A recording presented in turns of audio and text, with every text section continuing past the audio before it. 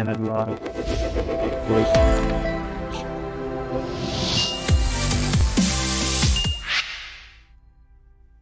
استرس نماد روزگار ماست. کتاب‌ها و مقالات گوناگون هم تا الان سعی کردن تا عادت‌هایی رو آموزش بدن تا بتونیم اونا رو جایگزین استرس هامون کنیم، یا با آموزش روش‌هایی مثل ذهن آگاهی یا مایندفولنس یا مدیتیشن راههایی رو جلو پامون بذارن که بتونیم با این استرس ها کنار بیایم. اما استرس دقیقاً چیه و چطور بدن، ذهن و جامعه‌مون رو درگیر خودش میکنه؟ برخلاف گورخرهای صحرای ساوانا، انسان‌ها با کمک مغز پیشرفته و پیچیده‌شون میتونن استرس رو احساس و تولید کنن. این یعنی چی؟ یعنی انسان میتونه گوشت قربونی همه جور استرس و اضطرابی باشه، مثل هر جور استرس فرضی که قراره توی آینده باهاش روبرو بشیم، و این چیزیه که هیچ پستانداری تجربهش نمیکنه. اما استرس به خودی خودش چیز بدی نیست، ولی نمیشه تأثیر رو که بر سیستم قلبی عروقی، تولید انسولین و سیستم تولید مثل در نهایت سلامت کلیمون میذاره نادیده بگیریم. اسم این کتاب اینه: چرا گورخرها زخم معده نمیگیرن؟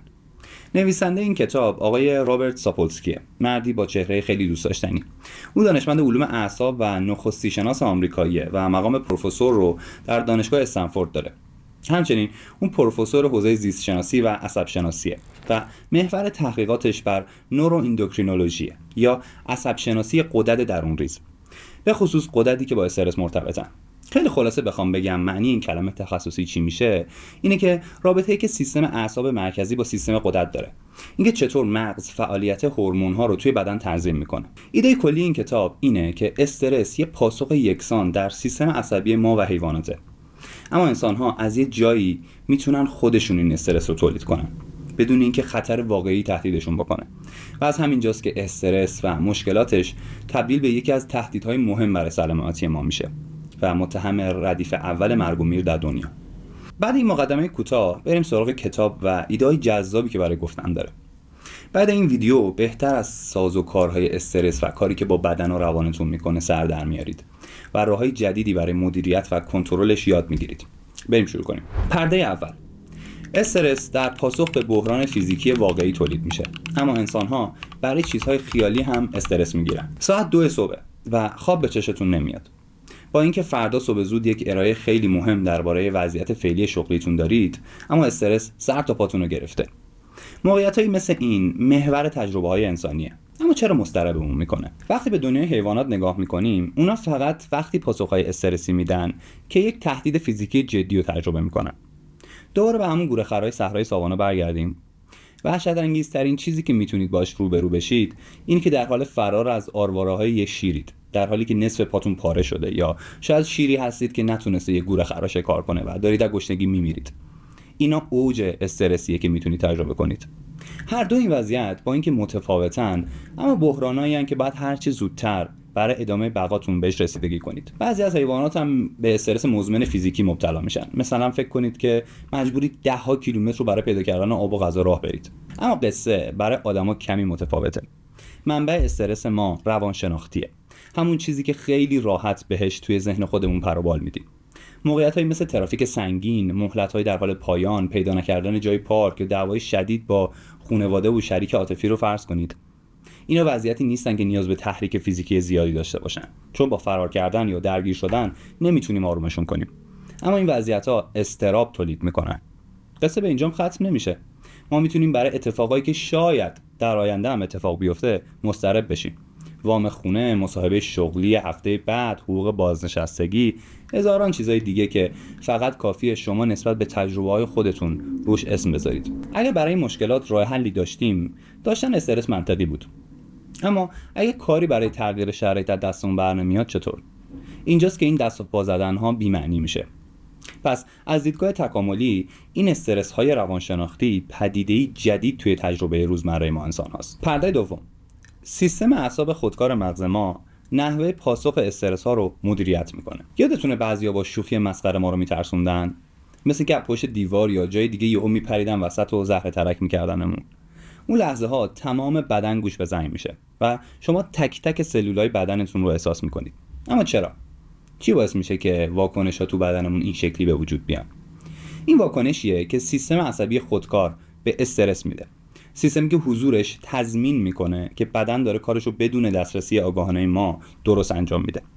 همه پاسخهای غیر ارادی ما مثل تنفس، پریدن رنگ صورت، سیخ سیخ شدن موهای بدن یا حتی اورگاسم با این سیستم انجام میشه. سیستم عصبی خودکار در واقع از 2 تا زیر سیستم تشکیل میشه که خلاف همدیگه واکنش نشون میدن.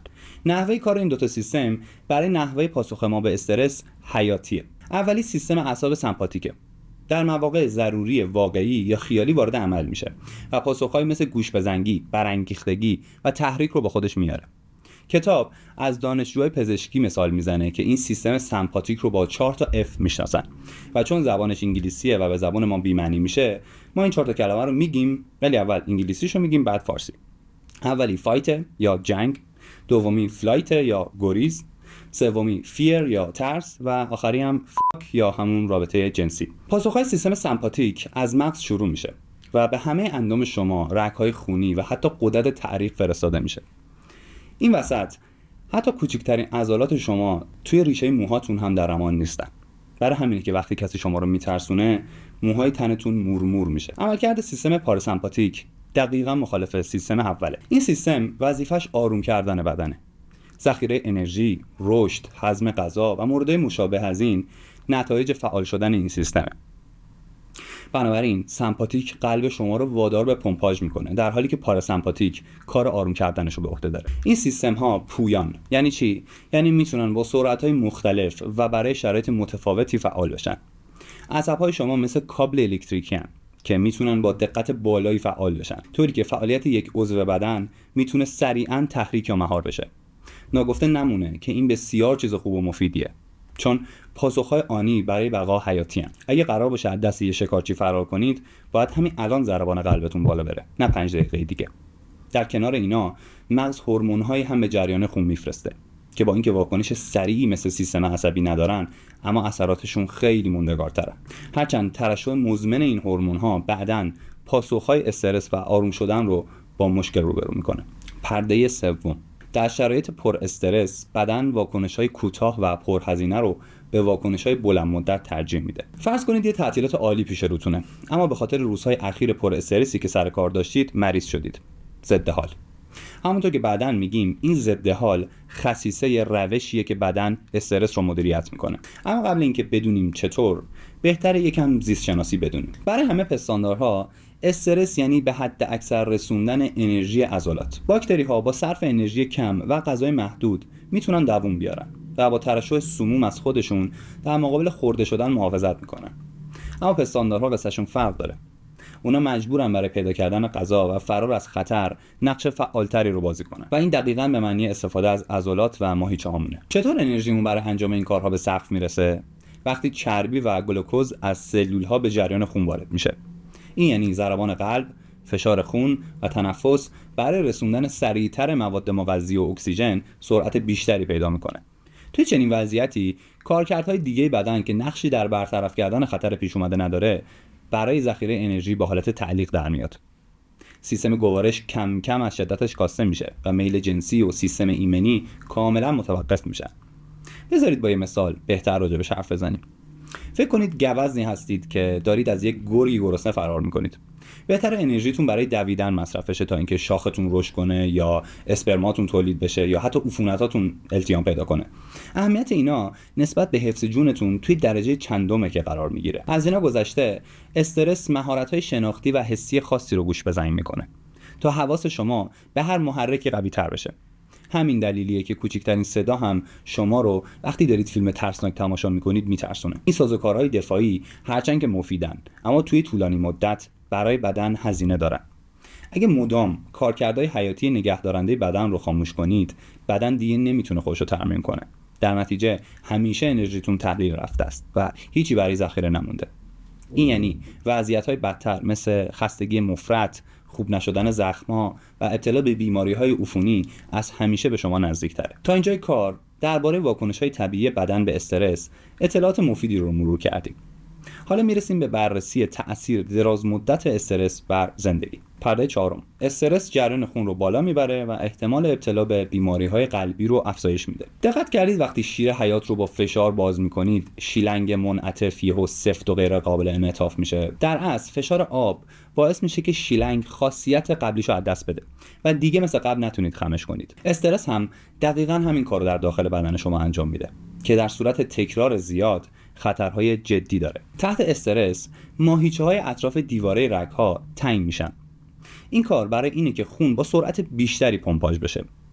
وقتی خون به قلب میرسه با فشار به دیوارهای قلب برخورد میکنه و مثل کش کمونه میکنه که باعث میشه که ضربان قلب بیشتر و بیشتر بشه. علاوه بر این رگ‌های خونی گشاد میشن تا خون و اکسیژن بتونه بین بافتا با سرعت بیشتری منتقل بشه. در نتیجه رگ‌های خونی کوچک شما باید زحمت بیشتری بکشن تا بتونن گردش خون توی بدن رو تنظیم کنن. در کنار این جریان خون بالا باعث التهاب در محل انشعاب رگ‌ها میشه که بعداً تشکیل لخته‌های خونی میده که جلوی رفت آمد راحت خون رو میگیره. این نقطه‌های انشعاب یا نقطه‌های پاره شده توی کل بدن پخش میشن و در واقع ما هیچ سلولی توی بدن نداریم که بیشتر از 5 سلول با رگ‌های خونی فاصله داشته باشه. وقتی این لخته‌های خونی پاره میشن و داخل جریان خون میافتن، راه رگ‌های خونی کوچکتر رو سد میکنن که این یعنی فاجعه. اگر این پاره شدن توی سوخرگ‌های قلب باشه باعث سکته قلبی و اگر توی مغز باشه سکته مغزی رو به دنبال داره. آسیب‌های استرس به سیستم قلبی عروقی به قدریه که نمیشه اندازش گرفت. ولی میدونیم که توی آمریکا مشکلات قلبی بیشترین دلیل مرگ و میره. پرده پنجم، استرس، دیابت و مریضی‌های بیشتر. توی بخش‌های قبلی درباره نقش حیاتی سیستم قلبی عروقی صحبت کردیم که چطور انرژی لازم رو در مواقع استرس به عضلات و ماهیچه‌ها میرسونه. اما منشأ این انرژی از کجاست؟ بعد خوردن غذا مواد مغذی بیشتر از نیاز شما در بدنتون وجود داره. اینجا بدن غذا رو به تیکه‌های خیلی کوچیک تقسیم میکنه، یعنی آمینو اسید، گلوکوز و اسیدهای چرب. این مواد در جاهای مختلفی مثل کبد یا سلول‌های چرب ذخیره میشن. وقتی استرس حمله میکنه این شرایط برعکس میشه و مواد مغذی به داخل جریان خون ریخته میشن. اینطوریه که عضلات شما زور کافی برای مقابله با استرس پیش اومده رو داره. اما گاهی ممکنه استرس نیازی به تحریک عضلانی نداشته باشه و اینجا مواد مغذی دوباره برمیگردن سر همون جایی که ازش اومدن. اما نکته اینجاست که این زنگ خطرهای اشتباه برای بدن شما هزینه داره، چون این فرآیند آزاد کردن و دوباره جذب کردن مواد غذایی به معنی صرف انرژیه. پس اگه سر کوچکترین چیزها استرس میگیرید بدنتون انرژی زیادی صرف تخلیه و بازجذب این مواد غذایی میکنه. نتیجه میشه چی؟ اینکه این شرایط خیلی زود به شما احساس خستگی میده. استرس های مدام نقطه شروع دیابته که خودش به 2 دسته تقسیم میشه. اولین نوع دیابت وقتیه که سیستم ایمنی سلول های ترشح کننده انسولین رو توی پانکراس تخریب میکنه و به بدن اجازه تولید انسولین کافی رو نمیده و در نتیجه بازجذب گلوکوز مهار میشه و سطح انرژی افت میکنه و کارکرد اندام ها مختل میشه و فرد مجبور به تزریق انسولین میشه. نوع دوم دیابت زمانیه که سلول ها دیگه به انسولین جواب نمیدن که در اثر انباشت چربی خون به وجود میاد. وقتی سلول های چربی اشباع میشن انسولین اونا رو مجبور میکنه تا چربی بیشتری رو ذخیره کنن که این نتیجه جز مقاومت بیشتر سلول ها رو به دنبال نداره. گلوکوز کمتر جذب میشه و مقدار بیشتری از اون توی جریان خون میمونه. حالا پانکراس انسولین بیشتری تولید میکنه اما بدن جلوش مقاومت میکنه و این در نهایت به تخریب سلول ها توی پانکراس ختم میشه. توی هر دو تا نوع دیابت گلوکوز و چربی اضافه توی جریان خون دیواره سوخرگ رو ضخیم‌تر میکنه. این چسبندگی در افراد مبتلا به هر نوع از دیابت که استرس مزمن دارن وخیم‌تر میشه که در نهایت ریسک امراض قلبی، سکته و بیماری‌های دیگر رو افزایش میده. پرده ششم، استرس تغییراتی توی مغز ایجاد میکنه که شبیه به افسردگیه و بهبودی از تروما و آسیب‌های روانی رو دشوارتر میکنه. همه ما ممکنه افرادی رو بشناسیم که با افسردگی دست و پنجه نرم میکنن. در واقع تحقیقات تخمین میزنن که بین 5 تا 20% همه مردم توی یک جایی دچار افسردگی حاد میشن. اما تأثیر افسردگی روی بدن چیه؟ افسردگی یعنی از دست دادن. از دست دادن چی؟ ظرفیتی که میشه باهاش از یک چیزی لذت برد. این یک وضعیت روانشناختی دشواره که تأثیرات ناخوشایندی بر زندگی افراد میذاره. الان سال 2024 اما موقعی که کتاب نگارش شده به تحقیقاتی اشاره کرده که تخمین میزده تا سال 2020 افسردگی دومین دلیل عارضه‌های پزشکیه. میدونیم هم که این تخمین کم و بیش امروز درست از آب در اومده دیگه. نکته جالب توجه اینجاست که تغییرات مغزی افراد افسرده بسیار مشابه تغییرات مغزی افرادیه که استرس رو تجربه میکنن. برای مثال، استرس انتقال دهنده عصبی دوپامین رو توی مدار لذت مغز ضعیف میکنه و باعث میشه شما کمتر از تجرباتون لذت ببرید. این یافته ها توی یک مطالعه‌ای که الکترودهایی رو توی نقاط مشخصی از مغز موش‌ها کار گذاشتن به دست آورده. وقتی این الکترودها فعال میشد، موش لذت بیش از حدی رو تجربه میکرد. توی این آزمایش موش‌ها میتونستن اهرم تحریک الکترودها رو دستکاری کنن و تا حد مرگ این اهرم رو برای لذت بیشتر میکشیدن و حتی غذا، سکس و چیزهای دیگر رو به کل فراموش میکردن. وقتی همون موش‌ها تحت استرس شدید با شوک‌های دردناک الکتریکی قرار می‌گرفتن، حالا به تحریک الکتریکی بیشتری برای تجربه لذت نیاز داشتن. این یعنی سطح بالای استرسی که تحمل می‌کردن اجازه لذت بیشتر رو از اونها می‌گرفت. شباهت دیگه‌ای که بین افسردگی و استرس هست، درماندگی آموخته شده است. در یک آزمایش دیگه نصف قفس موش‌ها با شوک الکتریکی تحریک می‌شد و قبل هر شوک نشونه‌ای بود که معلوم می‌کرد که کدوم قسمت قفس قرار شوک بهش وارد شه. موشا خیلی سریع یاد می‌گرفتن که از اون قسمتی که قراره بهش شوک وارد شه اجتناب کنن، اما موشایی هم بودن که این شانس رو نداشتن و شوک‌های غیر قابل پیش بینی بهشون داده می‌شد. کم کم این موشا اعتماد به نفس خودشون رو توی پیش بینی و حل مسئله از دست دادن و حتی وقتی شوک‌های قابل پیش بینی هم بهشون وارد می‌شد ازش اجتناب نمی‌کردن. این وضعیتیه که بهش میگیم درماندگی آموخته شده و مکانیزمش بسیار شبیه افسردگیه.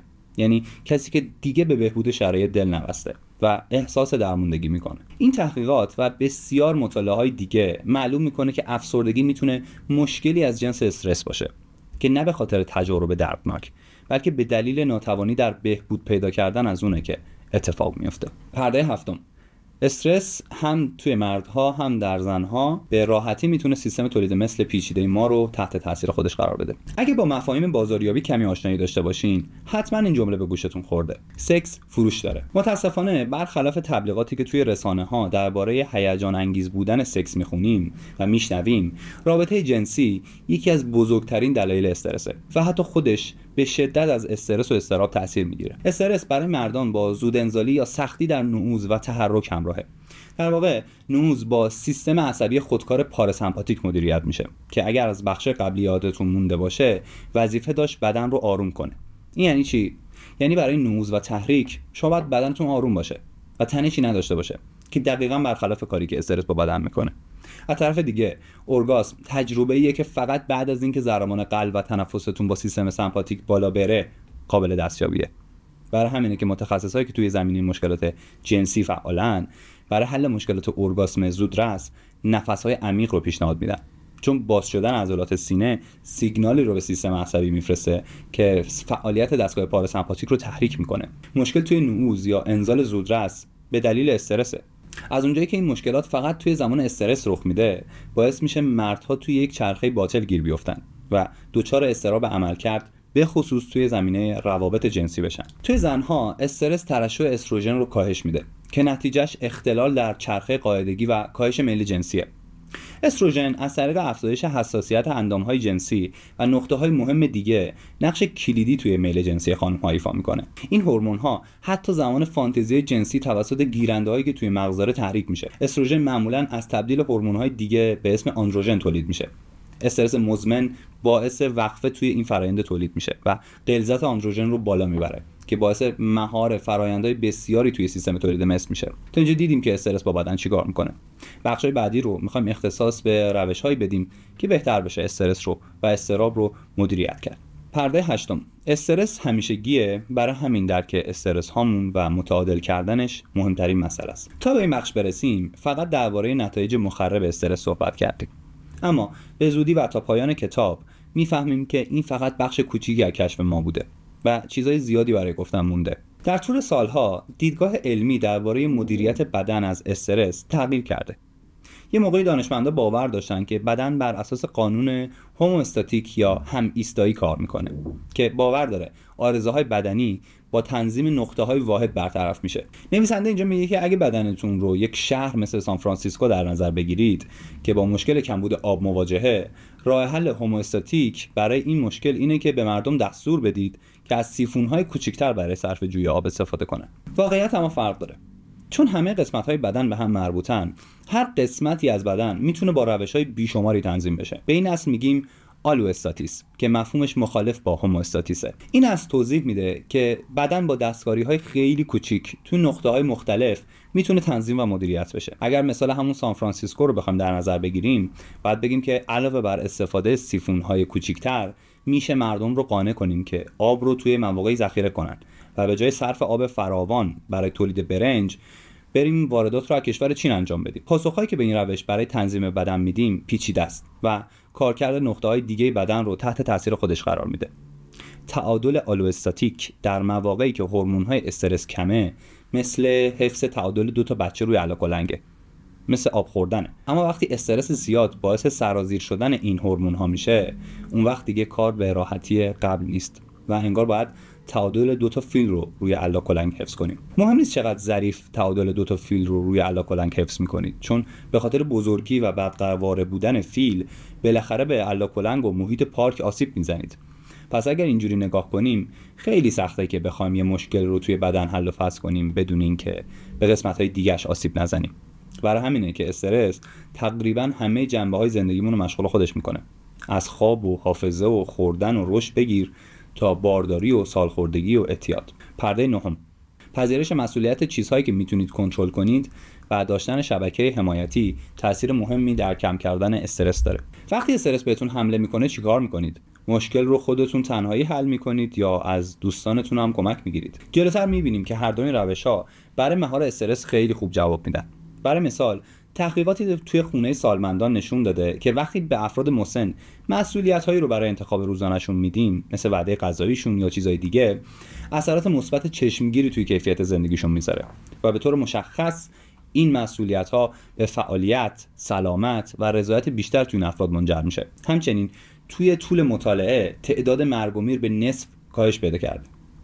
نکته جالب توجه اینه که وقتی پرسنل اونجا افراد مسن رو تشویق میکردن تا مشکل به خصوصی رو حل کنن، شاخصهای سلامت بیشتر میشد. اما وقتی که توی انجام این کارها پرسنل کمک میکردن، شاخص افت میکرد. خلاصه یعنی اگر مسئولیتی به اعضای خانه سالمندان داده نشه، خبری از کم شدن استرسشون نیست. نکته مهم دیگه اینه که تشخیص بدیم چه استرسایی رو میتونیم حل کنیم و توی چه مواقعی نیازه که ادراکمون رو تغییر بدیم. برای که بهتر فرقش رو توضیح بدیم، فرض کنید امتحان خیلی مهمی دارید که استرس زیادی هم براش تحمل کردید.